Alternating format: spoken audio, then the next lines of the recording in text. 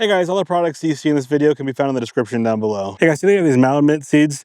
I'll say my favorite thing about this in just a second, but first some things you need to know. First of all, guys, these seeds are so small. It comes with about 1,000 seeds or 0.1 grams of seeds. I've already planted some, so they're not all in here, but you can see how small they are. They are awesome though. They germinate great, and I've had great success transplanting those into bigger pots. I'll show you a video of them right here. They just look awesome. They grow very fast. In the very beginning, they grow a little bit slow, but once they kind of take off within like 2 or 3 weeks, they just kind of explode.